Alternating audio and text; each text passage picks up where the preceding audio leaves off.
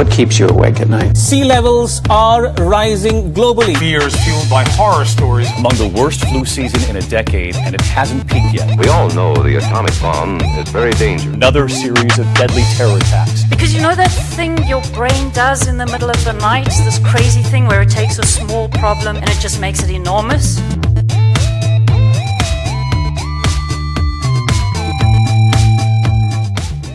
I have not had the opportunity at all to fully move into my apartment. It's just been a series of moving my jean jacket to another location so I can use something else. It's like, oh man, I want to go to bed. I'm going to move this to my chair. Oh shit, I want to study. Or I'm going to move this to the bed. Like that's, I feel like my entire life is measured by how much am I moving my jean jacket. So. Are you living out of boxes still? It's all packed. It's just one of those things where Matt has put everything away for me, which is so unbelievably helpful. And he's like, I want you to take a day to look at where everything is and rearrange it. I just put it in a place where I thought was out of the way and you don't have to worry about it. Oh, he's so nice. He's a kind man. So I need to take time to do that, but I have a midterm on Monday, so this is all being put off until then. For now, my dear friends, this is Things That Keep Me Up at Night. I'm Olivia. I am Brooke. Almost introduced myself as Brooke. I am so fucking bad at this. What is happening to you? Yeah. I was always like, I'm Brooke. No. That's not right at all. Today we're starting our new series. Yes, we are. And I don't think we actually ever talked about what series was next. You were gonna do it on our last episode, and then you just never said what it was. Whoops. Welcome to corporate greed, my friends. Woo! And so I have really picked a banger. Which is always so good to hear. So I hope that y'all are using Brita filters because today we're talking about the lead in the pipes and water of Flint, Michigan. No. Oh my god, no. Oh, no. I was gonna do privatization of utilities and talk about in general, but this is a global phenomena, so I was like, all right, we gotta fucking narrow this down, and I'm most familiar with America. Yeah. Sorry. Sue me. So I live. Yeah. Yeah, and this is a thing that's been going on for a decade now. Yeah. Since the Reagan era, we've been privatizing public projects, and I'm going to talk about the pros and cons. I'm pretty level about the theory. But as everything in theory is applied, generally turns out bad most of the time. Everything. Literally, there's nothing where they're like, shit, this was incredible. This was the best decision we ever made. It seems perfect, and all of our calculations were absolutely correct. Yeah, I don't know why this happens the way that it does. So that's what we're discussing today. Oh, good. Yeah, and this is gonna be really bad, huh? It was way worse than I thought that it was. Oh, I know it's bad. I just... So, let's begin. Okay. A brief history of public-private projects for anybody that's not familiar with it. Public-private projects generally referred to as P3 on the market, because PPP. Sure. They have been booming around the Reagan era. Like I said in a couple previous episodes, the phenomena of neoliberalism has been probably popular, I'm going to say, mid-70s onward. We discussed this, I believe, in my episode on... What was it? I went into neoliberalism hard at least twice. I think one of them was modern slavery for sure. Oh, yeah. Modern slavery is where I fully unpacked this. All right. So go check that out because I talk about the history of neoliberalism and I'm not doing that twice. But, to distill it, essentially, this was an era where we had I'm not going to say a controlled economy because technically speaking, we didn't. But we did rely on the Bretton Woods Agreement, which had 2 degrees, you know, is the Keynesian economics model, a lot of public funding post-World War II, and then we kind of swung back around, I'm going to say the mid-70s to late 70s, and definitely when Reagan came in, his policies were very, very privatized. And so this was the era where, you know, instead of funding public works or allowing a city to be in full control of like a utility, a private company would purchase that and then take full control. That sounds safe.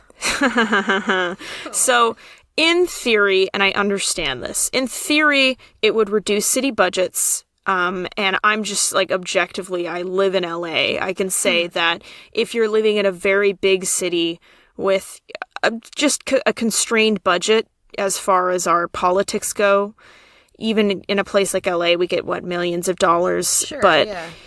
think about how many pipes are in LA, like the sewage system. If there's an issue with that, that's going to 1, disrupt traffic, 2, cost millions of dollars to do, 3, requires a lot of middle management because you're dealing with the government, so you have to go through like a cajillion people. I've seen the roads in LA. It's not the most efficient system to keep it like, public. It's not great. There's like, there's roads where I have to like slow down 10 miles below the speed limit or the bottom of my car scrapes. And like, I swear to God, like there are streets that operate like a sinusoidal function. Like it's just whirly twirly land. It's wild. So I will concede that currently as it is, having public responsibility for certain like infrastructure-based projects is not the best in the world, especially in a very populated city. Yeah, it's not ideal. and for anyone that's not familiar, in richer areas, the reason why things are fixed faster is because we have a percent tax system. So if you're in Beverly Hills, there's just more money going into local government. Just there is. It's all a scam, god damn it. So, like, you know, they don't redistribute it or anything. Sure, a richer area is going to have more taxes. It's going to be fixed more efficiently, and obviously the poor get fucked, but when do they not? So... What else is fucking new? If you've been listening to the podcast, you shouldn't be surprised. So, so some of, like, the solution to this problem is if you allow these private companies to take responsibility for certain public works, there's going to be a degree of competition because certain companies are going to provide better equipment and available funds. I will concede that a company is going to fix anything they decide to fix faster because they have the money for it. They have the profit just fully available. And you don't have to go through like 7 levels of Kafkaesque paperwork. You just have the civil engineers go, this needs to be fixed. Right. And super duper important, in concept, it's not supposed to be paying more for these things. It's just a transfer of dollars. So instead of the city paying for it, a company pays for it. It's supposed to be an equal exchange. We'll discuss and unpack that later. So there have been a couple of good examples of this. In London, for example, there was a huge problem with leaking because pipes were very, very old, and private companies took control of certain areas and were able to very quickly replace pipe systems.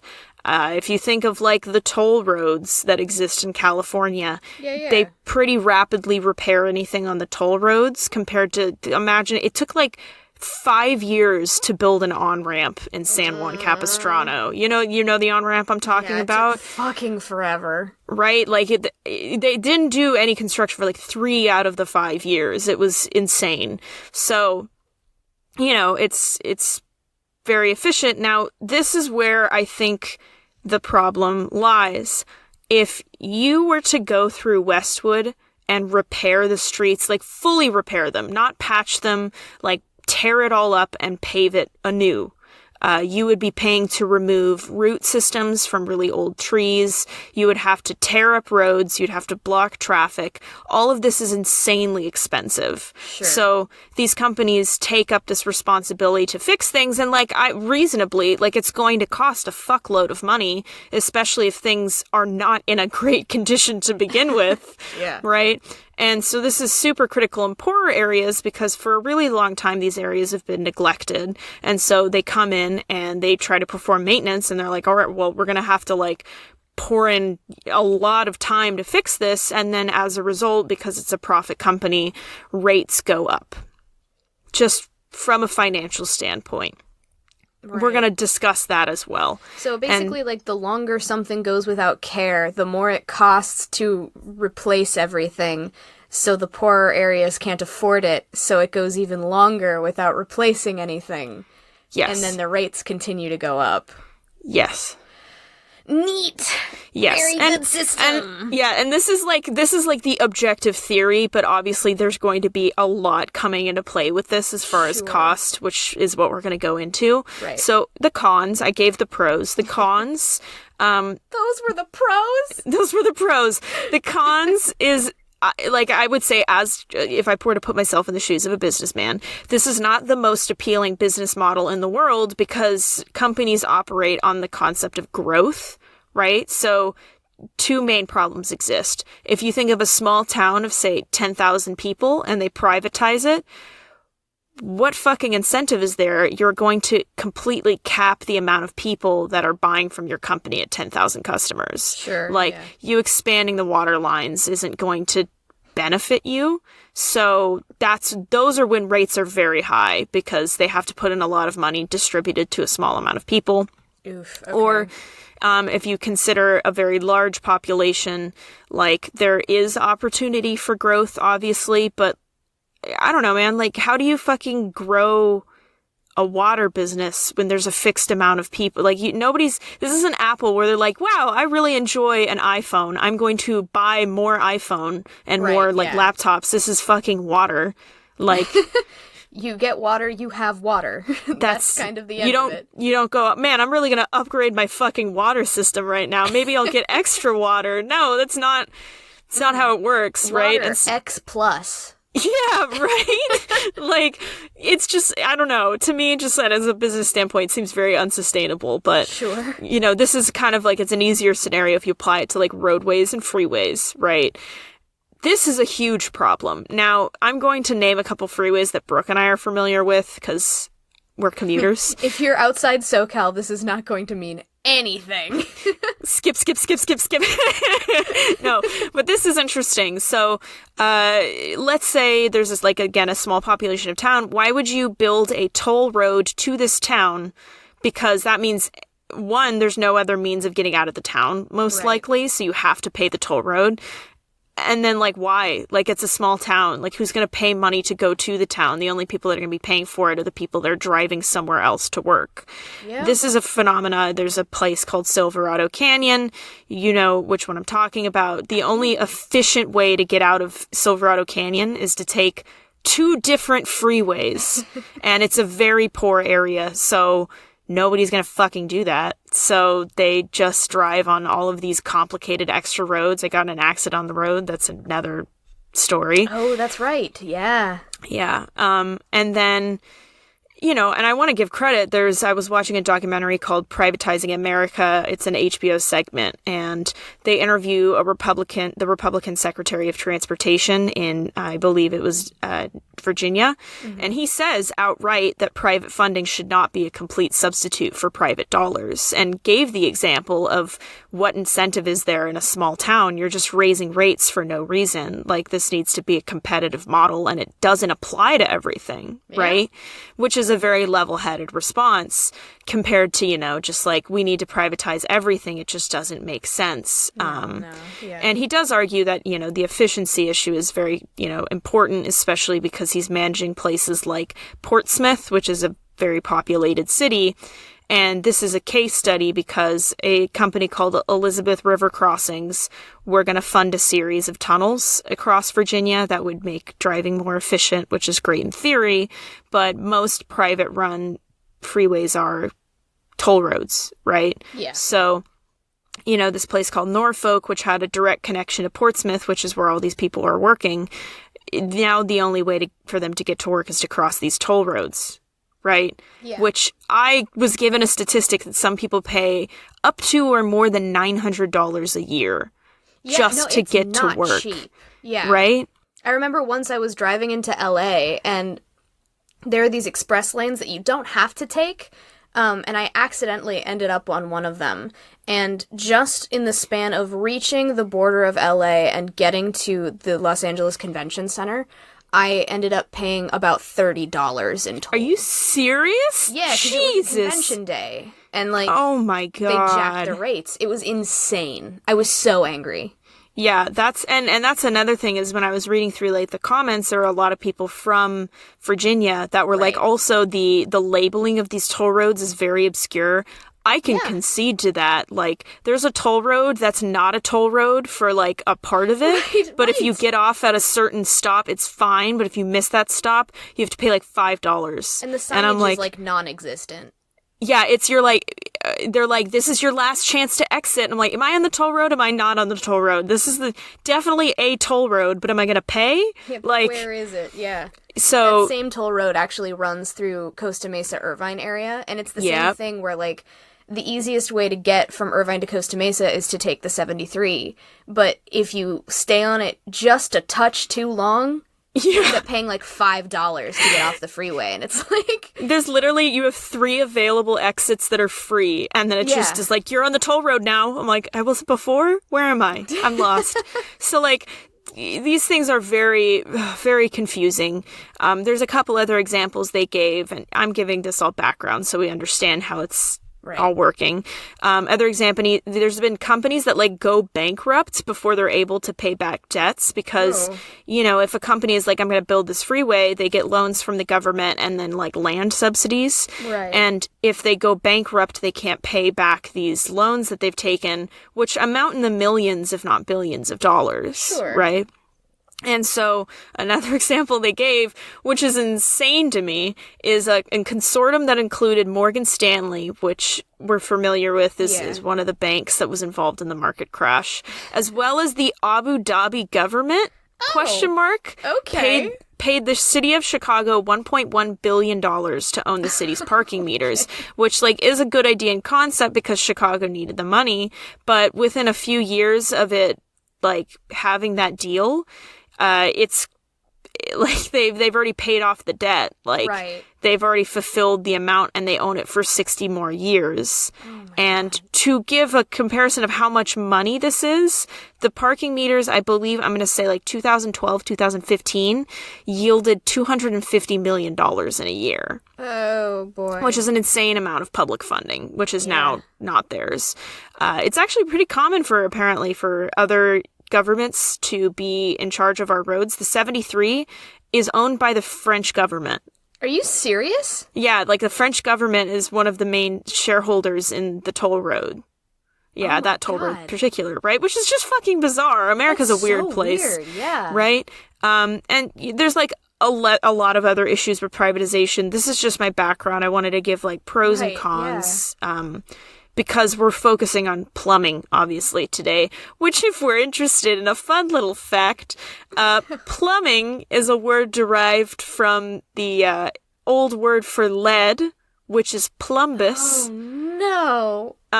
So back in the day, the Romans used lead in fucking everything, in their bath water, in their utensils. They put it in makeup. They seasoned their food with it because lead acetate actually tastes sweet.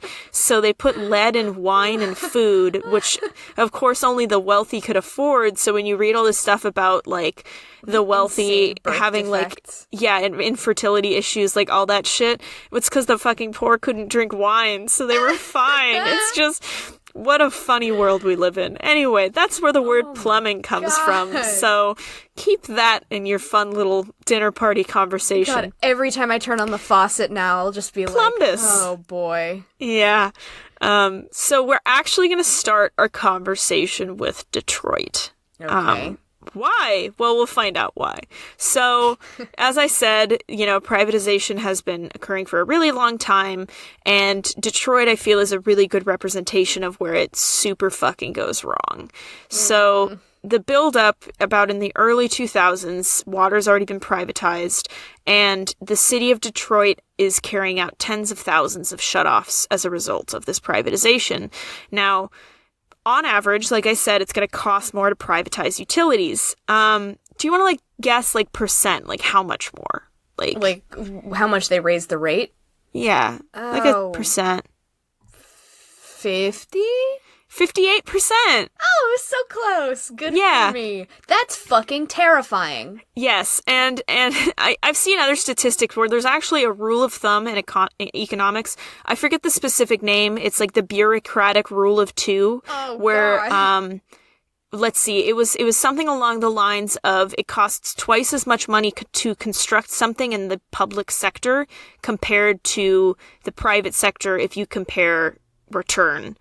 And I believe that exists because they're always requiring you pay more. Toll roads, utilities, whatever it is.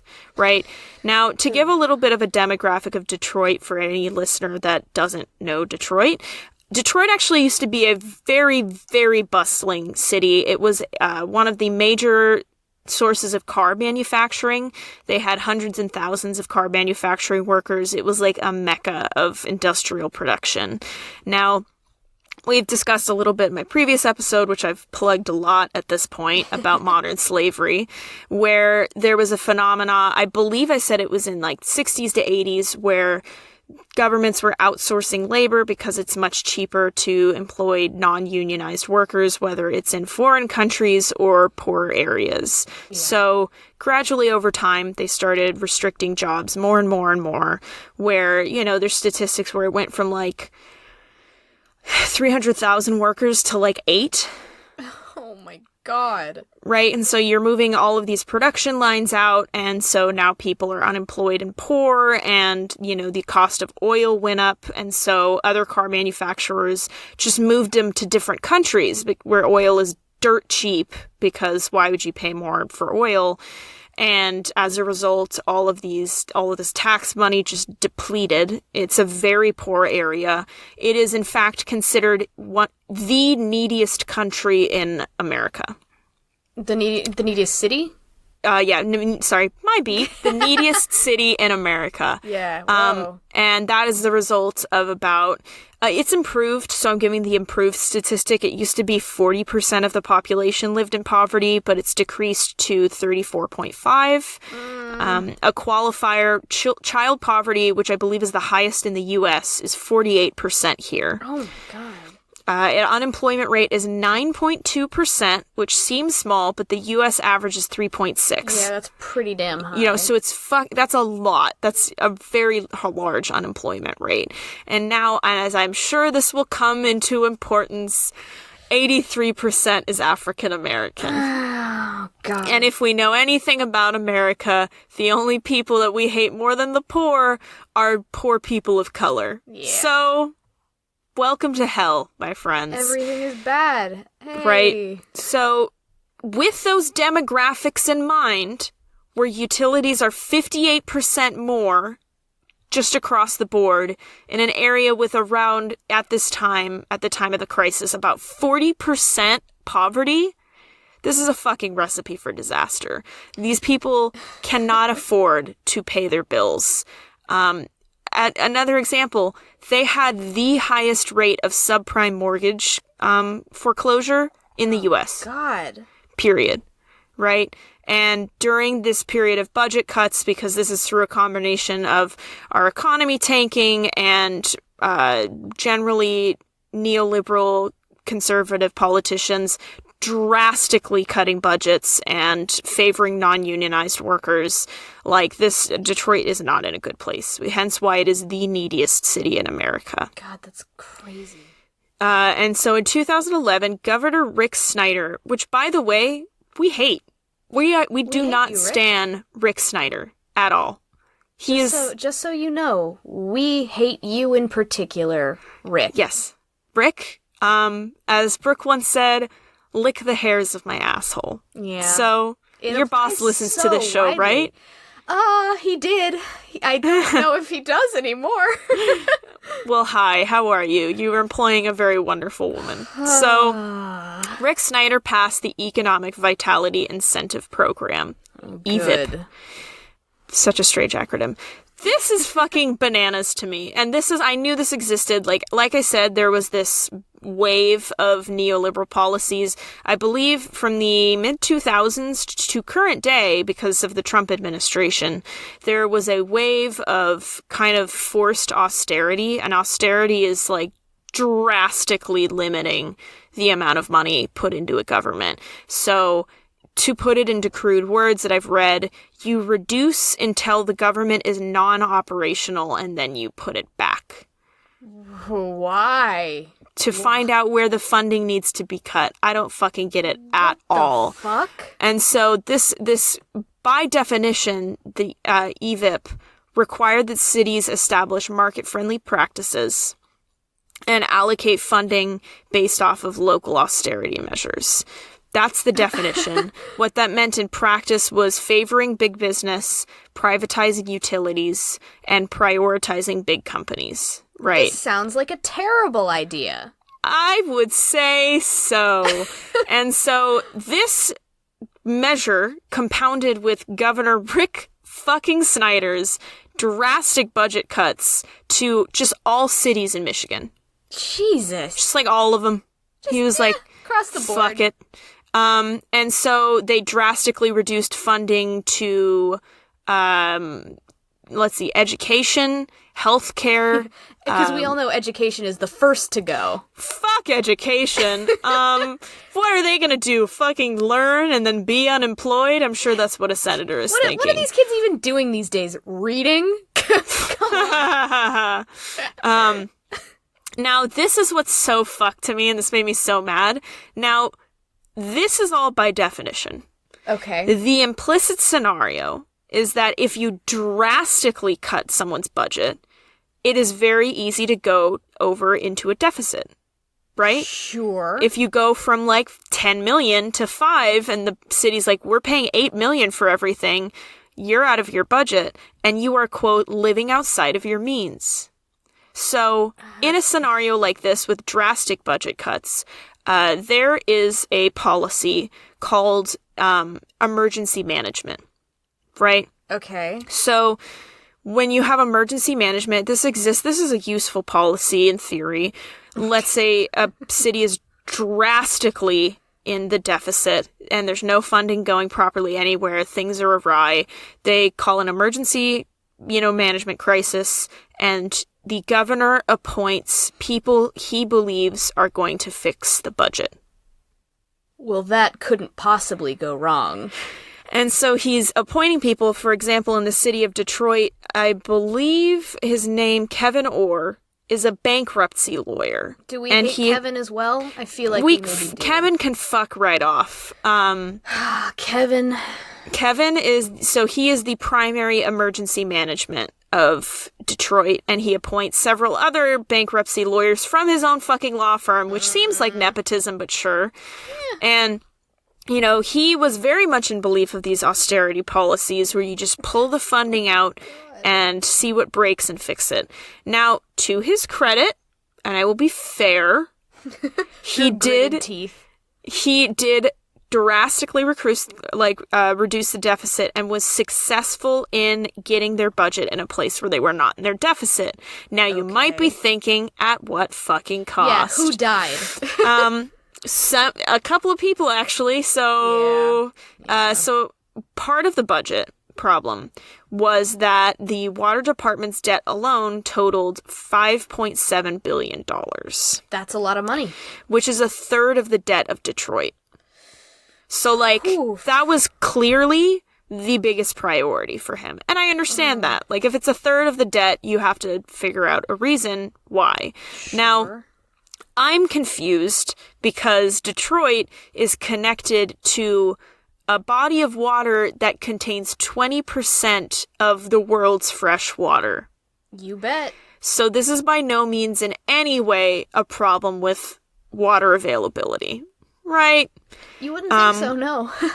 It's the result of these very high rates that continued to climb every year. And as I said, a large majority of Detroit lives in poverty, so people can't pay their bills. And about 2014, spring of 2014, when this emergency management was put into place very rapidly, they began shutting off water supply to homes. Why? Now, half of Detroit was behind on their bills. There were 323,000 accounts, and half were behind and not paying their bills. Holy shit. So they began shutting off the water of 900 homes a day. Oh my god. Right? And I've read stories. I was like, how much are these fucking water bills? Because just how much is your water bill? It's the most expensive bill I have, but it's still only like $30 a month, maybe. Yeah, mine, I think, when I was in my 4-bedroom, I'm going to say it was like 27 split. Wasn't that bad, right? Yeah. There was somebody who had a $300 water bill. What? How? I don't even fucking know how. I don't know. Do you have a full irrigation farm in your apartment? What? How? That's just the rate. That's just the rate of the water. Oh my god. Right? And there were people who had like water debt with the company that was like $900, $1,500, or $3,000. That's Like, I don't even know how the fuck you do that. I think our water bill is not even close to that much. My family has a home with irrigation. Yeah, like, that's insane. Maybe $100 because we have like an irrigated like, right, like your lawn and everything. Yeah. But this is like shit, a single woman in a insane. single apartment. Yeah, you can't wash your clothes on that. Right? That's insane. And there are activists that said that it is very common to waffle, are you going to eat or are you going to pay your bills? Because if you don't pay your bills, utilities go off and things fall apart from there, right? Right, because then you're in debt and your utilities don't come back on until you make a payment in full. Right. So, this is wild to me. On May 16th, 2014, Charity Hicks, a lifelong activist, she woke up and she saw these water company vans appear in her neighborhood, and she knew exactly what was happening. She's been in activism long enough to like know what was about to go down. So she immediately ran up and down the street and told everyone to start filling their bathtubs and sinks with water because they're going to shut off the water and you're not going to have water. Right? And so she goes and she rants up to the water company and says, you can't do this. We've had no notice. You're just going to be shutting off people's water. People need this. This is a health concern. This is a right. And his response was to get in his car and run into her. Holy fuck! No fucking joke. Now. The police arrived and they arrested her. This is a fucking nightmare scenario. What is happening? Yeah, they arrested her and took her to prison. She was hit by a car! She shouldn't have been in the way of the car. Oh my god, my brain just broke in half! I've never been like so shocked that something like happened. Like, just like, huh? They hit with a car! Hey Olivia, they hit her with a car? Yes. What? Oh my god! Right. At the least, they should have had medical look at her. Right? Like... No. No, jail, I guess, is more important. Jail. Yeah. Oh, wow. So, like, just, like, to really qualify, like, how intense these shutoffs were, right? She was hit with a car. Arlissa Hurd was another resident, and she said that there were so many water trucks driving around the neighborhoods regularly that she felt like they were almost hunting down a criminal. Like, they were just, like, constantly driving through streets and shutting down that's water. That's dystopian. Yeah. Oh, yeah. my God. Daryl Latimer was the deputy director of the water department during this time.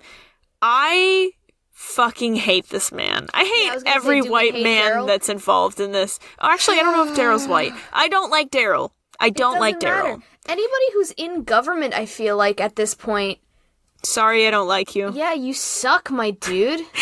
A politician's listening and they're like, hey, that hurts I'm your my patron. feelings. Yeah. Still, fuck off. Yeah, it just, I don't know, man. He's the deputy director of the water department, and he makes the claim that customers have the ability to pay, but take advantage of the system. How does he make this claim, Brooke? Well, let me fucking tell you how he makes this claim. He says that 60% of customers whose water has been shut off pay their debt within 24 hours, and many within a few days. Yeah, because they want their fucking water turned back on, my dude. Also, where do they get this money from, you might ask? Taking out loans. No! Yeah, they take out loans, they borrow money from family members, they do what they need to do, and they pay off the bills. So it's not like if their life to get their if they water fucking turned back had on. the money, they would pay for the water. Like, I don't... Fuck off. That's insane. That's such an insane and misleading claim to say that because they come up with the money, that they had it the whole time. Like, They just had fucking their little leprechauns that had gold under their bed, and they're like, "You've bested me." Like, that's not how that fucking works, you solved Daryl. my payment riddle. It's like, no, they don't have the fucking money. Yeah. What? You solved my payment Also, riddle. can I I love just- that. Can I just say that, like, this is a common argument that I hear generally among conservatives, where, like, they say, well, we shouldn't have safety net programs because people take advantage of them. And, like, this is a similar thing. Yeah. Even if fucking 50%, which is outrageous and not true, but even if 50% of people who were on, let's say, welfare didn't need it and were just milking the system, is that more important than the other 50% who do need it and would die without it? Yeah. And the answer I keep hearing is, yeah, it is more important that the government doesn't get cheated. And that blows my noggin. Yeah. And we also have much to unpack there, which we'll talk about at the end, I'm certain. Oh, good. So this also is wild to me. Our Lissa, who I said, she was one of the people that paid her bill within 24 hours. She didn't disclose how, but she paid it. And she said she had to wait 5 days before her water was turned on again. Okay, so it's a huge deal if we need to turn somebody's water off. But the second somebody actually pays and needs the water to, live and stuff, we'll take our time. Whatever. We'll take our time. Bob's on vacation. He needs to get back from Hawaii. It's fine. It's fine. So 30,000 homes were without water in 3 months, and that correlates to 100,000 people did not have access to water. God. In a developed nation in a modern world, which is fucking insane. That's heinous. That's insane. So, this measure was condemned by the UN. And an investigation determined that it was a violation of human rights laws. No shit, Debbie. Come on. Right? And so their exact quote was, disconnection of water services because of the failure to pay due to lack of means constitutes a violation of the human right to water and other international human rights. Yeah, I just feel like that shouldn't be a big deal revolutionary thing to say. Yeah. Well, the good thing is that the government listened to the UN. Oh, good. No, they didn't. I just wanted to... What? You say it, and now I'm like, why would you even believe that? Of course not. Because of fucking course not. We live in a hellscape. Yeah! Yeah, you're like, why the fuck? I'm so stupid. Why did I have hope for a brief moment? Oh, God. And so multiple groups assembled to represent the Detroit people and petition for affordable water. They, holy shit, really were run through the ringer. The example that I have is the Michigan Welfare Rights. It's one of the people that got together to petition for accessible water. Okay. They received a list in the spring of 2014 with 60,000 addresses of people whose water would soon be shut off. Oh my God. And the People's Water Board Commission was assembled by residences to organize protests and petition for affordable water payment plans. Just, there are people petitioning. There were so many. I just, couldn't include them all. Sure, yeah. Because this was across the state of Michigan, and then within Detroit itself, there were multiple groups. So, the effects and the ramifications of this are wild to me. So, some people they found, as investigators came to the area, had not had access to water for years. And essentially what they would have to do is there'd be like one person that had a water, and they would pay that person for water and just like collectively pay a single water bill. Oh my God. And, you know, there was actually some stories that really made me, like, tear up a little bit. Yeah. Like, there was a man who had come back to his house and he realized his water was cut off. And one of the researchers, they had created a means of bringing them free water. Yeah. It was like a group that was delivering water to people, and she was trying to explain to him, like, if you need water, like, we have this company, and there was a man who was walking on the street that lives in the area and said, hey, I have water, and just, like, gave him water. Like, the community involvement was actually very uplifting, in this case. It's a nightmare. Like, yes, that's uplifting, but also, oh my God, that was necessary. Yeah. This was especially detrimental for the ill and the elderly. So Valerie Blakely said her 84-year-old neighbor nearly died from not having water for 11 days. Yeah, I mean, not having water will do that. It is a thing we need for the life and stuff. Nicole Cannon was a plaintiff for the lawsuit against the water shutoffs because there were organizations that essentially they sued Detroit and said this is a violation of human rights. You need to turn the water on and provide them a means of having a payment plan, reducing the cost, whatever it is. And she was a plaintiff, and she suffered from sarcoidosis, which is essentially a disease that results in like big inflamed nodules appearing on other parts of your body as well as your internal organs. Oh my God. So it is critical for her to have water available. Now, she had a $3,000 unpaid water bill because she was unable to cancel for two reasons. A, she is dearly sick and needs water. And B, if she canceled her water bill, she would lose her Section 8 rent subsidy. Okay. So essentially the Section 8 allows her to live where she lives, so if she wants a place to live, she has to pay unaffordable water bills, or they will stop paying for her rent subsidy. So basically, you either have a place to live, or you have the fluid that gives you life. Yes. Cool. Yes. She tried to move apartments because there was mold in her apartment, and her doctor said, you should move, this is exacerbating your condition. But because she was unable to transfer this rent subsidy, she had to live in the same apartment with mold and an unpayable water bill. Which is a common phenomena for a lot of these people. They're like, this is vastly unaffordable, and they tried to move, but either they had subsidies and couldn't. This was a place of, you know, the market crash and the subprime loans, so it was very difficult to sell their home. Yeah, I don't think people understand how expensive it is to move, period. And then when you've got, like, other factors on top of it. And family, and you were essentially between a rock and a hard place where you needed to pay these unpayable water bills. Right, never mind if you have a house that you are, like, that you own. No one's gonna buy your house, like... Yeah, definitely not in this area. I'm sure you're gonna get to the other stuff with the lead in the pipes later, because that's a whole thing. And she died suddenly in 2015. To, like, the shock of her family did not even anticipate it. She just, like, suddenly died. Oh my God. Right. Was there ever, like, a cause of death listed, or... I don't believe so. I don't think they listed it, and probably from the disease, but it's just like one day dead. So another thing that I didn't know was Child Protective Services are known to remove children from the homes that don't have access to water.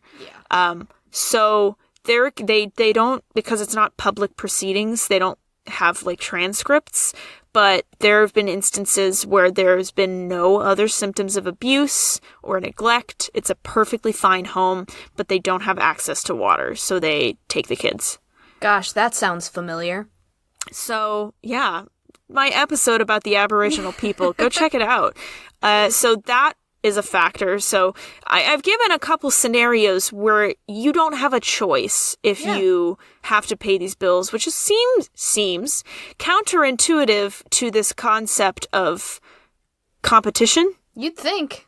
Because if you can't choose your water company in a way that would give you affordable utilities, that's not competition. You have to pay the water bill. No, yeah, that's the definition of a monopoly. So... And that's like, it's documented, is the privatization of these utilities is inherently going to be a monopoly. They own the pipes. So they can do whatever they want. And in instances where you want to get the pipes back or they want to unprivatize, because they've replaced all the pipes and they fixed it, power to them, the city would actually have to pay for their own pipes back. God. Which on a constrained budget is in the millions, if not billions. It's impossible. So you're fucked. Right? Yeah, and this was, I forgot to mention, is another example in toll road. You're familiar with the 91?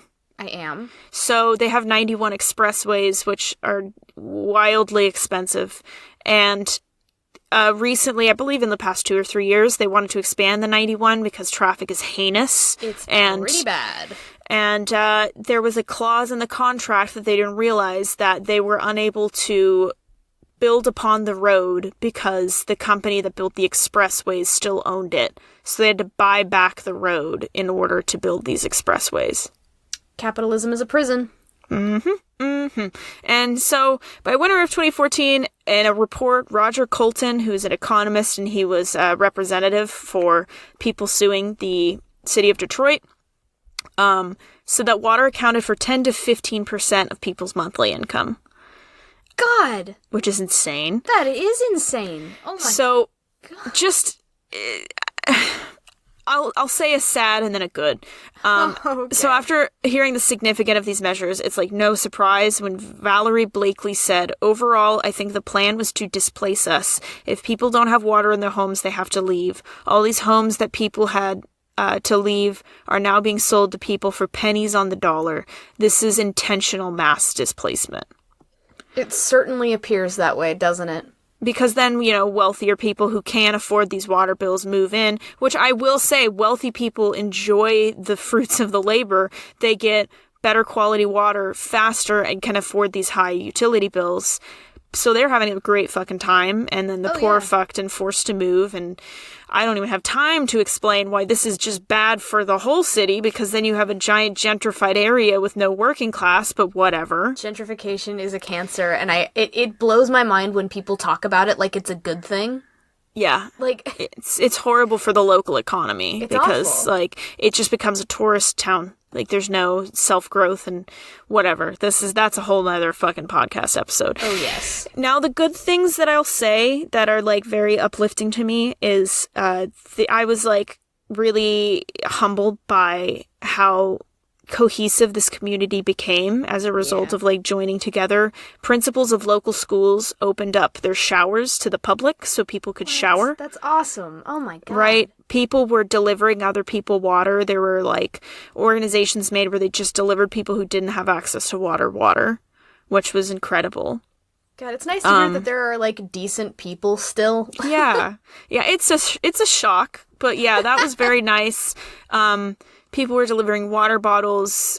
People were offering their homes. Like, that's just so nice. And, like, people were like, I will do everything in my power to make sure that everybody has a resource for showers and for water and for hygiene. It's very, very humbling and very nice. So now it's time to talk about Flint. Now, the reason why I talk about Detroit before Flint is because these are two very interconnected stories that I think when I did a lot of reading, people kind of discounted the importance of the two combined together. Yeah, I don't think I've ever heard any, like, connection of the two. At least not in, like, the media. You know what I mean? Yeah. So Flint, Michigan is a town 66 miles northeast of Detroit. Until 2014... when around Detroit was being placed into emergency management, Flint had been purchasing water from Detroit, who sourced it from the Great Lakes, who, in my opinion, has no fucking shortage of water, but whatever. So, yeah, to my knowledge, it's not quite running out yet. Yeah, it's fine. And so Flint itself was placed under emergency management in 2013. We've already explained why that is. It was a system designed to do emergency management so they could revamp everything to be reflective of the neoliberal perspective. I am Karl Marx. And so, as it was before this, Flint had to drastically cut their budget. For instance, they reduced the funding of the police force, which doubled their violent crime rate because there was less police available. Right? They cut back on healthcare and education and other support services, essentially putting the responsibility of all these public welfare organizations on private companies. So there was the Mott Foundation, which is the subsidiary of GM, which was the only manufacturer in the area. And we could go all into what happened there with GM, but yeah. 100%.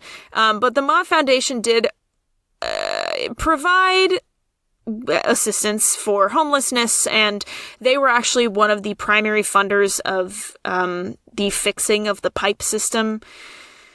So they're not all bad, but definitely the critique is when you have the whole responsibility of taking care of people in an area on like a private company, they get to decide who deserves aid. And that's never good. No. A pretty similar statistic, poverty is about 40% in this area, and unemployment is double the national average, which is like, 7.2? Yeah.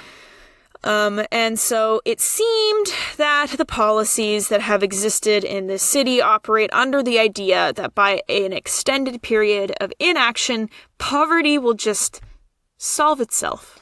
And that's how problems really work, you know? I know in my life, if I have an issue, I just ignore it. And eventually, it just goes away. Oh, wait, no, it doesn't. It gets worse, and then it's debilitating. That's right. That's how it works. Yes. So, Darnell Early was the man in charge of the water department. Darnell is the fucking worst. Okay, just making sure. Fuck you, Darnell! Not my boss, Darnell. Darnell, I love you. I miss you. I hope you're having a good time at the coffee shop. But this Darnell? This Darnell's fuck the worst. This Darnell. Fuck you, Darnell. And now this was a cost-saving measure, and he began sourcing the water from the Flint River. That sounds like a bad idea. Yes. So, immediately, there were reports of contamination, off-color, and a strange taste and smell of the water. God. Activists were bottling the water and bringing, no exaggeration, brown water to the public offices to show what their water looked like. Yeah.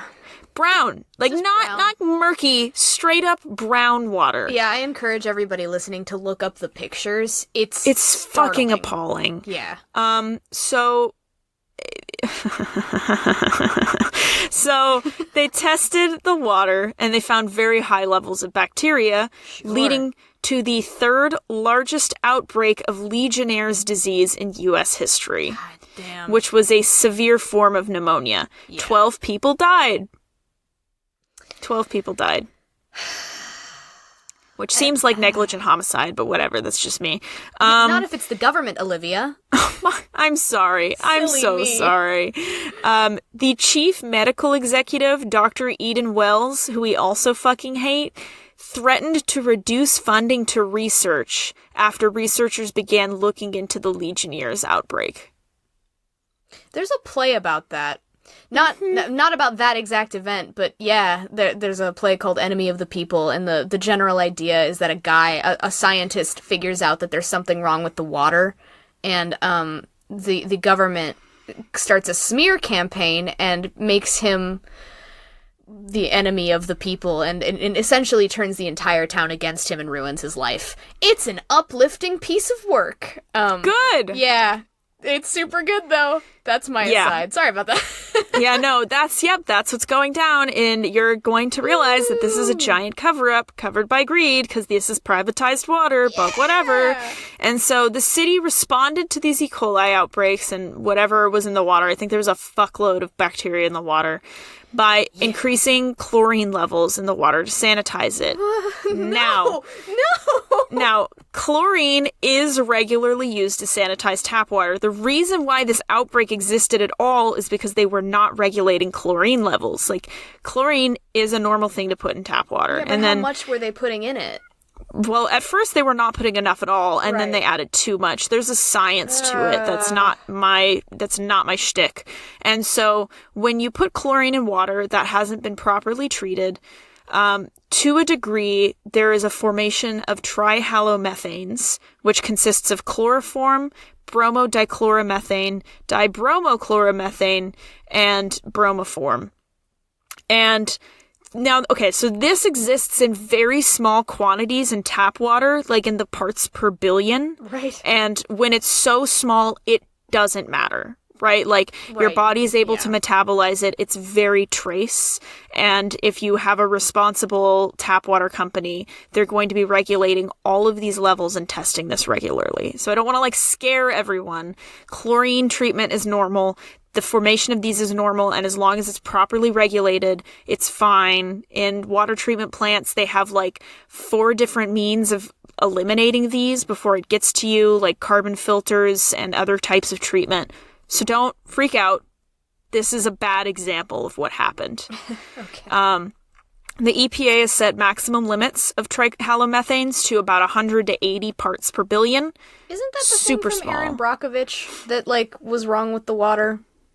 Maybe. All I don't know about that. about water stuff is from movies and plays. That's all I know from anything. That's all my information. If it's not in a play, I don't fucking know it. I watched Erin Brockovich, so I think I'm the expert here. I think I know what's going on. Maybe I should take over, Olivia.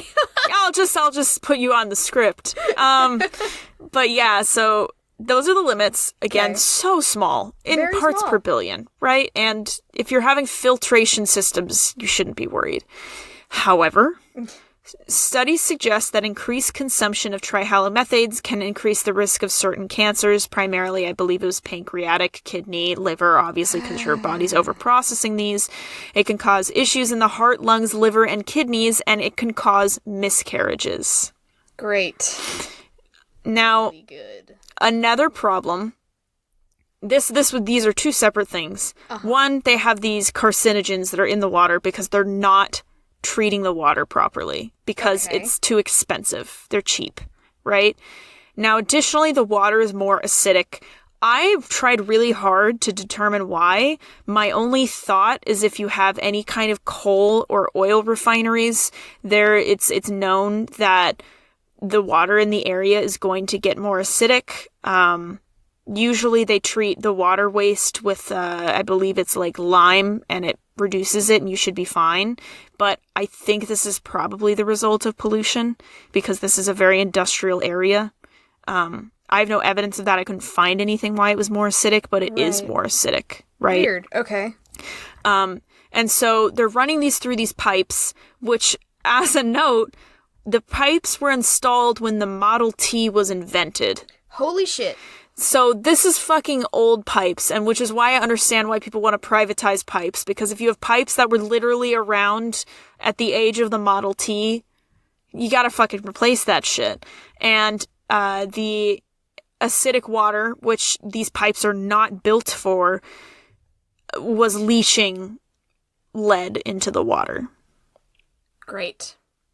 In normal scenarios, in like modern pipes, they have these like steel pipe systems that you have to put in if you know the like alkalinity or acidity of the water. I'd say most good pipe systems are that, but they had cheap old pipes. And this is a poor town. Yeah. This, just as a background for Flint, it was the same scenario. It had like 100 to 200,000, like it was 300,000 workers reduced to 100,000 workers, and all of the manufacturing left because it's a cheap small town. Right. Same scenario as Detroit, right? So they just didn't have the infrastructure to fix the pipes. However, officials tested the water, and fucking everything was above the federal limit for intervention. No shit. Above the federal limit for crisis intervention. Whoa. Let me clarify. And it was documented that they threw away samples that would violate them of like water contamination. So they selected the samples that would not be a violation. Oh my god. Now, the federal action level of lead in the water is 15 parts per billion. And this is so important. This is the action level. This is like, if there's 15 parts per billion, this is a direct government intervention. Okay. But it is well established that no level of lead is safe. 0. Sure, yeah. Any at all is bad. So when Mark Edwards, who is a researcher in civil engineering from Virginia Tech, tested the water, he found that 17% of the samples exceeded the intervention limit. Right? 40% were above 5 parts per billion, and there were a handful of samples that were over 100 parts per billion. Holy shit! And as an aside, to go back to Detroit, there was also lead in Detroit's pipes, which holy shit, Yeah, dude. that's Holy a lot shit. of people. So much. Like, Oh my god. they tested the water levels of multiple schools, and it just fucking guess. Just like guess how much lead was in the pipes. Oh, I'm gonna just go with a nice round 50 parts per billion. You are so adorable. It's 1,300. What the fuck? Yeah, it's 1,300 parts per billion. What the Ronald Brown fuck? Academy was 1,500 parts per billion. This was so high that I was like, this has to be a typo. This has to be a mistake. And I Googled it, and multiple different sources confirmed that there were lead levels of $1,300, like 1,300 parts per billion in schools for children. That sound you're hearing is my heart leaping out of my throat. That's insane. And also, in Detroit, they were also having an issue with copper. And I don't really quite know why, like, lead started being an issue. I assume it was they're doing the same bullshit of, like, cheapness is a priority. There's copper, and so the action levels, like I said, the action level of, like, direct government intervention for copper is 1,300 parts per billion. Okay. Just take a guess what one middle school in Detroit was. Just... Well, now I'm gonna highball it. So 10,000 parts per billion, Olivia. That's so fucking much, my guy. No, it's 3,400 though. Oh my god! Which again is in a middle school. That's insane. This is insane. So they measured 2 types of samples. They measured immediate samples, which is if water sits in these pipes, because it's like disintegrating, all of these like copper and lead fragments are settling. So when you do the first run, like the first immediate sample, it's going to have the highest concentration. Right. And so to compare, they did that, and they did a flushed sample where you let the water run for a bit, where it like goes away, and then you test it. And I still want to say the contamination of lead was still like 200 parts per billion. So bad. It was bad. So still bad. Do you have any information for the wonderful people out there what that kind of lead poisoning does to your body? Oh, yeah, I do. Good. It has an effect on like all organs in your body. The most critical part is that if you give it to like pregnant women, probably going to have horrible birth defects or miscarriage. If you give it to children, it will cause irreversible brain damage and like developmental retardation. Woo. 9,000 children in Flint, Michigan were given lead-filled water within the 18 months that it was covered up. God. Which that's like... that is irreversible. In an adult mind, if you, like, you know the stories of the Mad Hatter? Like, the Mad Hatter is mad because they used to use lead for some of, like, the hatting process, and breathing in lead fumes literally makes you go full-blown insane. Like, psychosis, schizophrenia, delusion, insane. Right? That is full adults. But in so to, like, give this children. To give this to babies, to children... like, this will affect them for the rest of their lives. Period. Yeah. And There was a documentary. This occurred in Philadelphia. There was another issue in Philadelphia of lead in the pipes, and a woman was she was contacted by the water company saying that we have a lead problem. She tested her water, and it was like 10 times the limit, which she said, I did not sleep until my husband installed an in-house water filtration system because I didn't trust them, which is so much money. Oh my god, yeah. And so just, much money. Outrageous for, like, someone who is living on government income or nothing, right? Like, you can't install a water filtration system in your home. No, it's not feasible. Period. Also, if you rent, you just can't do that. Yeah. God. So, to this day, there's still lead in the Flint water pipes. Do you know that? Oh, yeah, yeah. I hear about it every couple of days. I see something about how, hey, it's been this long and Flint still doesn't have clean water. It's been like a decade. Yeah, I think this started 2014, so half a decade. Yeah. Yeah, but they haven't had great water. Ever. But yeah, so it's been 5 years. About 7,500 pipes have been replaced with galvanized steel pipes, but they've fixed the water filtration issue. They've checked the source of the water, and the water filtration, like in the plant, is fine. It's that it's now running through pipes that have already been damaged. Right. So even if the water is fixed, you're still going to be receiving lead. Sure. So you're literally washing your hands with bottled water. Yeah, that was what I saw when this whole thing first started years ago, that, like, people were donating water, bottled water, just so people could take a bath. Yeah. Do you have anything on Nestle? No, I thought about it, but no. So another thing is the solution for the Flint pipes. It was estimated it was going to cost $12 million to fix. And you remember good old government Snyder? I do. Unfortunately, I do. Did not budge on only paying half. Why? Even though he was responsible for this whole fucking thing. He said we'll only pay 6. I think that, okay, that's whatever. Like, the government only pays 6, whatever. Snyder should be personally out-of-pocket responsible. Yeah. For what happened to those people. Not just fixing it, but every single person's medical bills. Personally responsible. That's insane. But hey, he did, instead of paying the full 12, offer them 2 years' supply of bottled water. Oh, how nice. From, So I'm sure, a nice of company that is him. so happy to have their water purchased. Wow, how cool of him. Yeah, But what hey, a great guy. Olivia, at least the billionaires fixed the cathedral. That's cool, right? That's so cool. Yeah, it's a good thing Snyder was persecuted. Was he? No. Oh no. my God, stop it! Why would you think that? Stop. Are you dumb? Nobody ever gets persecuted. Yeah.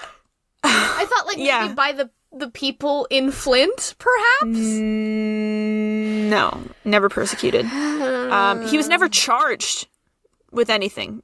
Oh, prosecuted. Okay. Yeah, sorry. He was persecuted, not prosecuted. By me.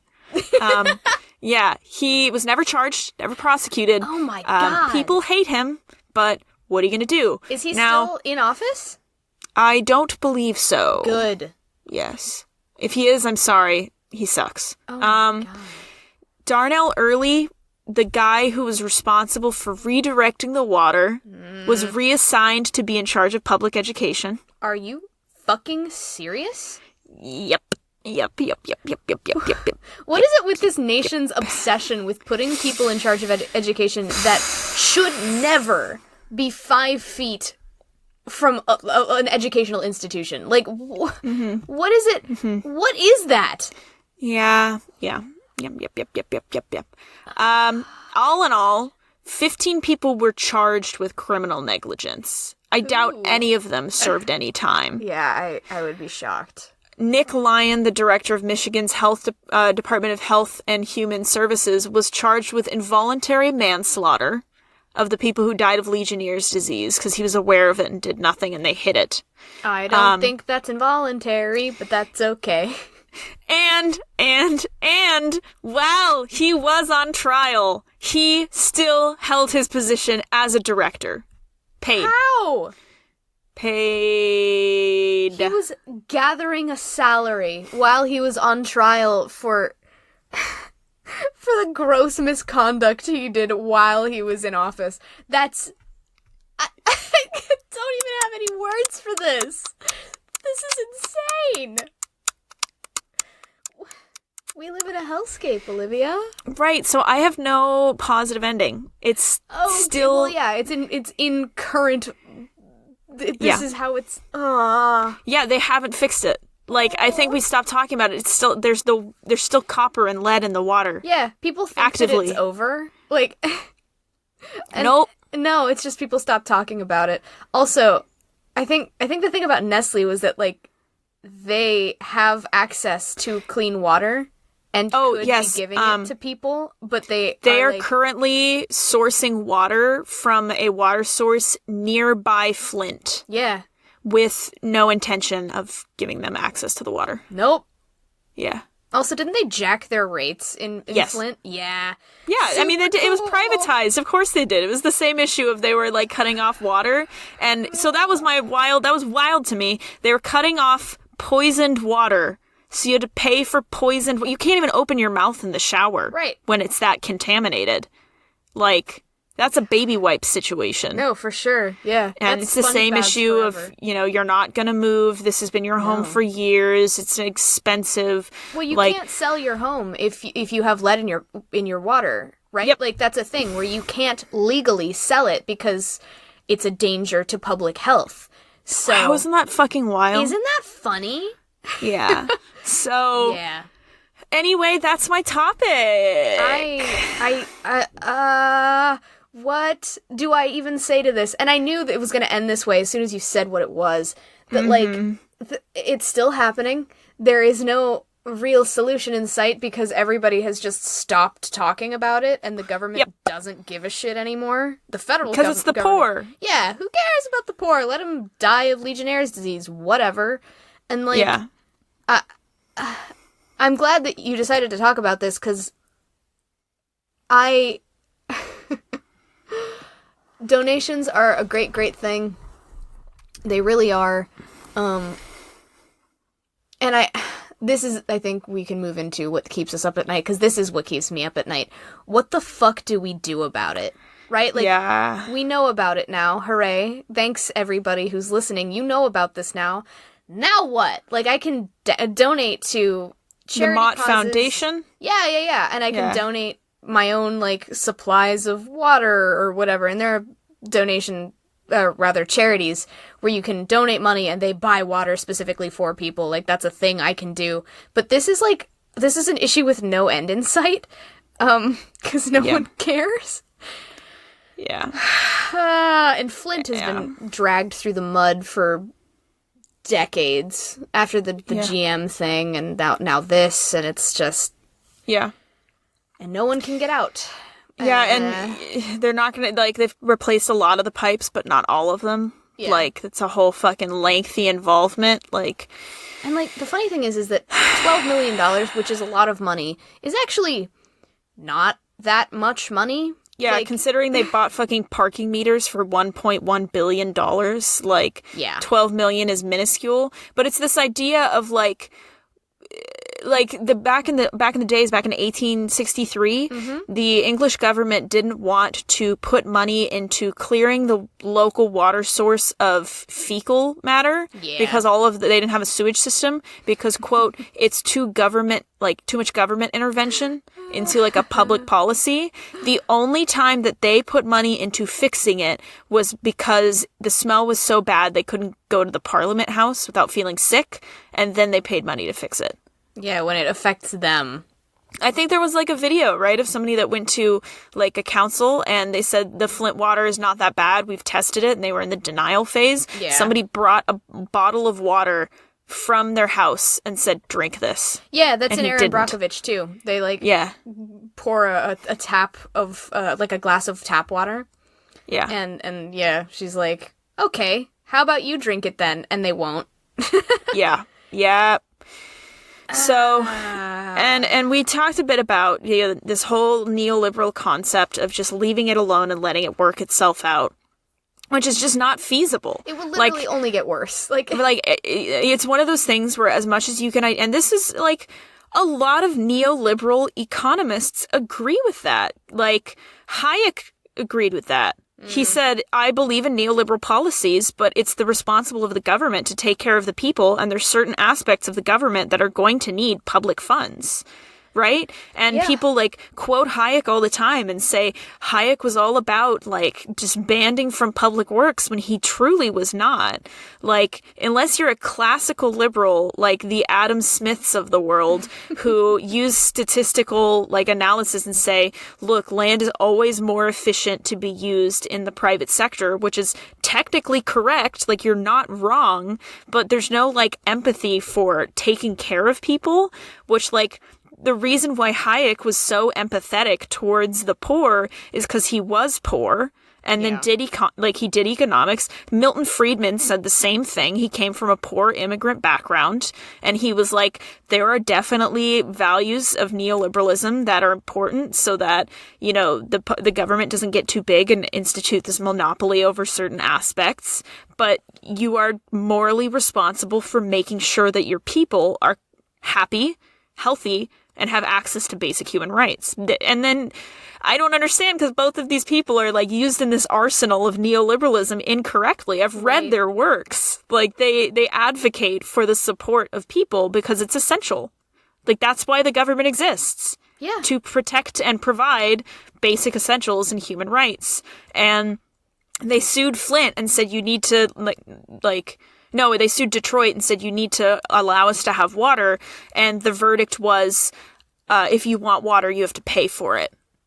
And so they just didn't care and they continued to shut off homes. And there's a couple of philosophers and economists that I follow because I like their strategy. I'm not a huge fan of Robert Reich. He's very, very authoritarian left, which I'm not about. I do also kind of believe in the same of I fucking live in Los Angeles, man. Putting complete control in the government is just so inefficient. They can't reasonably fix everything, and I can concede that. Sure. There was a man on, oh God, I forget his first name, on the Rubin Report, and Rubin is his whole person to unpack, but it was a liberal economist, and he said, I'm one of the few liberals in my field that believe that we should have universal income, a universal net income. Nice. Because you touched on this, and he said, my thought is if you defund all of these costly and frankly inefficient welfare programs that are not providing people with sufficient income, you have this system where you literally lose money by getting a job. If you have welfare, you make a fixed amount. If you get a job, obviously you don't need welfare, which means you actually make less working a job. So he's so you're incentivizing not working, and as it is, that money they're getting is not sufficient for a comfortable life. Right. Yeah. And he's if you redistribute the hundreds of millions of dollars that's going into these welfare systems and just give everyone a flat income, you incentivize getting a job because the only place you can go is up, and people want money. So then they just work, right? And it was a really pleasant in-between for me because he acknowledges, I might not be a super huge fan of government intervention, but you're morally responsible as a politician to make sure that people are safe and healthy and not living in abject poverty, which are not the current policies instituted by these neoliberal politicians. No, it's not about the people, and it hasn't been for a long time. If it ever was, it is generally speaking about pulling a profit. And it blows my mind. You were saying that a corporation, and did you say the Saudi government? Yeah, it was the Abu Dhabi government. Abu Dhabi, yeah, and pulled together over $1 billion to buy all the parking meters. Yeah. That money, if anybody gave a shit about human lives, could have been, a fraction of that money could have been used to completely solve the Flint crisis. And no one is doing that. because nobody cares about shit that isn't making them more money. Yeah. And, like, let's be honest, the crisis in Flint is profitable for a cross-section of people. Yeah. Water bottles. You have to buy water. You have to continue to buy utilities. Yeah. If you're in the situation of the woman who said she'd lose her rent subsidy if she didn't buy the water, which is poison. Yeah, it's just poison. Right? And it's just so disheartening. And, I love reading philosophy, and it seems that there was this era of philosophers that came from poor backgrounds, that because they experienced those things, just have empathy. And from, like, a psychological standpoint, it is very difficult for human beings, and this has been found, to empathize with any subgroup of people that they do not interact with. So you've when got you... these, like, Harvardites that become politicians whose family has been rich for generations, who have no experience with poverty. Yeah. Like, and, yeah.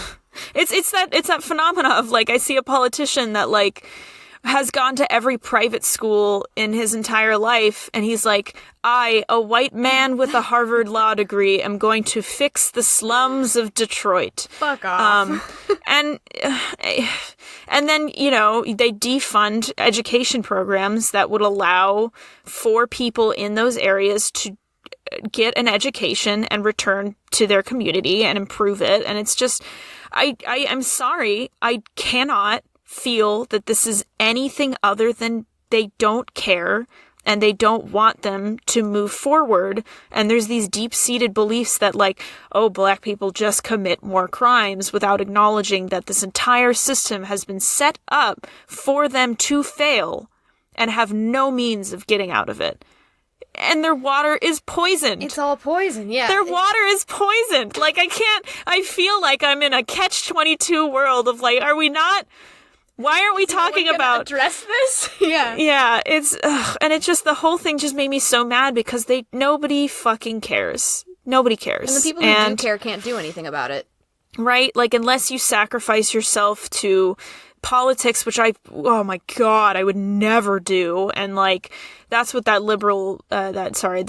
libertarian guy was talking about, who supported universal income, said, to be a politician, you have to radically accept that anything you've ever done ever is going to be in a public eye. Right. Which is why I'm so vehemently against this, like, God, what is it called? What is that phenomena called? Just witch hunting? Yeah. Because he's like, then you have people that have strategically built their lives around not doing anything wrong or paying enough money to not have it exposed.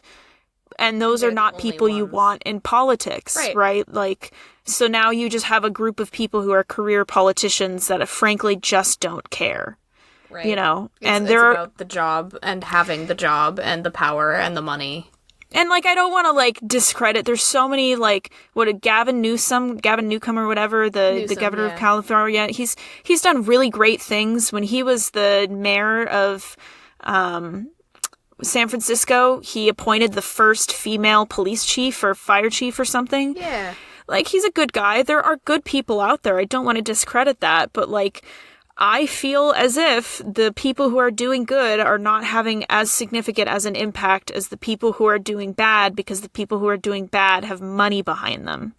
Yeah, well, and, like, that was the thing with AOC, that, like, she was a waitress before she was senator, congresswoman. Shit. I don't know. I don't know. It does matter, but I don't know. I think senator, but senatress? No. Stop. Yeah. But yeah, and, like, that got brought up as if it were a bad thing? Yeah, like, people were like, oh, someone was a waitress and a bartender, and, like, so she had a job before she was a politician? Like, what? What is the complaint here? I much prefer someone who has a life experience that's similar to mine representing me in politics. That's a good thing. Yeah. Like, I don't understand the dissonance here. And, like, even as someone who, I don't come from necessarily a rich background, I wasn't destitute as a kid, like, growing up, but even then, like, this is a whole other story that I can tell at some point, but I took a cruise recently, which was fun, ? But we ported in Ensenada, and the level of poverty there is unlike anything I've ever seen in the U.S. And it's just treated like it's normal. And, like, and there was this thing that happened because Ensenada is very much a tourist city. Like, that's the point of it. That, like, the locals there who work in tourism, because it's one of, like, the 3 major businesses in Ensenada, joke about Mexico as, like, this kind of wink, wink, nudge, nudge to the white people. And it's, like, really uncomfortable. And, like, joke about the poverty and joke about how, like, it's dirty and how Mexicans are untrustworthy. And it's very much geared towards the white people who are obviously uncomfortable by the surroundings to make it like, don't worry about me, I'm not like those other Mexicans. And it was just this crazy thing where, like, these people on this cruise, myself included, have never been exposed to anything like this, right? Jesus. So in order to ingratiate themselves to the tourists who have the money, they say these things and, like, basically are self-deprecating about their entire city to try and Which is just, like, creates conflict between not the people who are causing this, but conflict between, oh man, why are you poor and dirty? Like, right, yeah, it's insane. And, like, it's this thing where I think there are a lot of cities in the US, like, I live in SoCal, where a lot of the cities in SoCal try very hard to not appear like there's a poverty level. So, like, in Irvine, for instance, it's illegal to be homeless because it's a corporation first and a city second. And so if you're homeless and in the city of Irvine, the police can pick you up and drive you to another city and just drop you off. And that is how they maintain this image that they're this clean, nice city. Nowhere in Ensenada did we see anything like that. You know, people are, like, just kind of hanging out outside, waiting for either work or are just sitting because they're homeless and have nowhere else to go. And, like, the level of, like, building dilapidation, unless it's a corporation, like, there was a Starbucks in the middle of Ensenada and it was pristine, but everything else was falling apart in a way that you just don't see in, like, SoCal cities. Like, you can go to smaller cities, like, I know there are places in Santa Ana that are a lot like this, but, like, generally speaking, the U.S. tries really hard to make places for poor people and just put them there. Also known as slums. yeah. And, like, Mexico didn't do that really at all. And it was bizarre because suddenly I was aware of how much the middle class even is shielded from poverty. Yeah. And it had never occurred to me. And that I think is part of this, where, like, if it has never occurred to you how other people live, why would you feel empathy? Because you have nothing to base it on, right? You've never seen it, so you can't really rationalize what other people are going through. I think y'all should watch some documentary footage of Flint, Michigan, because it will startle you. Yeah, the level. It was bad. It's so bad. I mean, I gave you numbers, but just seeing the water, like, imagine brown water, like brown, Coming like out not of the kind tap. of murky, brown water. Yeah, straight up brown. Like, you can't, if you put your hand on the other side of a clear glass, you can't see through it. Like, it's, and then just the city itself is falling apart because there's no private corporations moving in there, obviously. Why would they? And then GM moved out, and the government isn't being funded, and it's just... And we can say so much about how these towns in particular were targeted by Trump's campaigning, saying that nothing that politicians have ever done for you up to this point has been beneficial. So why don't you try this? In his words, what do you have to lose? Which is such a weird, insidious campaign platform, but it fucking worked. Right, because you have these communities that are like, hey, he's fucking right. Every politician that has gone through here has promised me it's going to get better. It's not going to get better. Hillary Clinton herself went to these places and said it will get better, and then, she's not elected, they're like, well, fuck me, I guess, right? Yeah. Like, especially when a lot of them feel like her husband was involved in a lot of the reason why all of this has happened. Like, it's all very interconnected, and it just makes me sad, and I don't have solutions. Like, I don't have a politician where I'm like, this is the fucking one, guys. Like, this is the one that'll turn it all around, because I can't even read politics anymore. Like, it's always all the same. I don't have a subscription to the New York Times, so I get 10 articles a month. Right. So, I don't know. I don't care anymore. And I want to care, and I want to feel that I'm involved in local government and improve things, but it's always all the same, and it kind of leaves you with this feeling, maybe intentionally, maybe not, that it doesn't matter, and you just need to do what everybody else is doing, because that's how the world turns. So, and, like, part of the problem is that we're suddenly in this place where if anything goes wrong ever, which it constantly does, we hear about it. The internet has made it possible for us to know all of the bad things that happen all over the world all the time. And that's a relatively new thing. Mm-hmm. Like, you watch fucking Little House on the Prairie, and everybody is, like, wrapped up in their own family drama, but nobody knows that, like, on the other side of the world, people are dying. Like, yeah. And that was how it was for a long time, where your problems were constrained to your community and sort of the microcosm there. But now, everybody's problem is everybody's problem all the time. There's no rest from bad news. That was one of the things that I noticed when we did our good news episodes, was that, like, it's hard to find. Like, there are entire news companies dedicated to finding good news, and even then, like, they don't update very often. Yeah. And, like, sometimes the things that they update for are, like, a man Lukewarm. saved a puppy today, and it's like, cool, but what else? And there is nothing else, right? Like, it's or they're like, people are still dying, but this one thing's, like, really nice, and you're like, yeah, when you see, like, a man raises money for his son to get a wheelchair, and it's like, he shouldn't fucking have to, and that's a really weird good news, because it's just bathed in bad news, right? Yeah. But it's so hard to maintain the same level of, I don't know, care and involvement, because we are constantly inundated with bad news from all over the world all the time. And, like, at some point you just fatigue. Like, that's how we're wired. It's why everybody fucking has anxiety these days. Yeah. Like, we're not wired to deal with this level of cortisol, period. Yeah.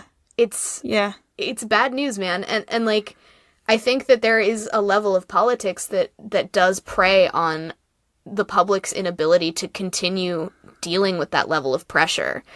Because, like, if we're too tired to fight back, no one's gonna do anything, right? Like, yeah. Not to get conspiracy theorist on you. Can I, instead of doing Tchaikovsky's Waltz of the Flowers, which you know I love, can I do the Red Choir, please? I'm doing it. I'm doing it. I'll do it for you. I'll take on editing. Yes. Red Choir, do the Soviet national anthem, please. Oh, God. You I understand don't that know the Soviet national anthem. if things turn to shit in this country, that we are going to be imprisoned for this podcast? Hey, man. We gotta do what we gotta do. Go out with a bang, am I right? I can just do what the Nazis did and say I know how to build a rocket. Oh, God. Am I wrong? But do you know how to build a rocket? I can find out how. If my life is on the line, I'm gonna damn figure out how to build a rocket. So, secure your on that note. Well, I hope you enjoyed that little ray of sunshine. Thanks, Olivia. Yeah, and if you could go ahead and give us a review on iTunes or whatever platform that you listen to us on, that would be super awesome. It makes us feel good, but also gets us recommended for, like, other podcasts and really helps on the business side of things. Sure do. We have social media at TTKBUp on Instagram and Twitter. And we have a website, ttkmeup.com. We have a Patreon that you can access through there. And, in fact, we have a new patron. We do, yes. Exciting. I'm pulling up his name. meet our new patron, King Tom, who has a small little Simpsons, like, lifting his hands. Thank you. It's very nice. King You Tom. are super sweet. We appreciate you. Tom, You're you helping are us a king. out. You are a Yeah. king. Yes. Unless your first name is King. Shit. Fuck. Or we could do a catch-22 and he's just King. Yeah. Major. Hey, I'm gonna let you in on a secret. You keep referencing Catch-22. Have you not read Catch-22? No. Okay, well, they have it on Hulu. They have George Clooney just directed the that's right. miniseries. Yeah. But there's a character whose last name is Major, and his father thought it would be funny to name him Major. And so then he goes to war, and they see M Major, and they're like, oh shit, it's a major, and they try to pick him up to be a major, and he's like, I'm sorry for the confusion, my name is Major, but my dad just thought it was funny, and they're like, well, we need another major, so come with us, so he becomes Major. That is one of my favorite books because that's how I feel all of the time. So, On that note, what a wonderful way to end it. We love you all. thank you for listening to our Rain Karl Cloud of a Marxist rant. podcast. Yeah, wow. And enjoy the sounds of the Red Choir as we play out.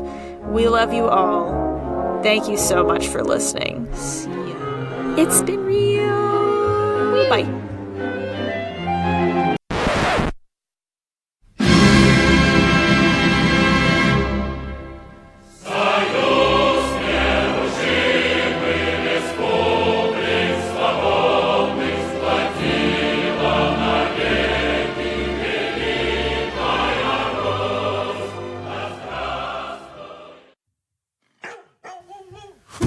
Hello, and let me tell you about Twisted Britain, a podcast on true crime in Britain with a sprinkling of the weird and the macabre.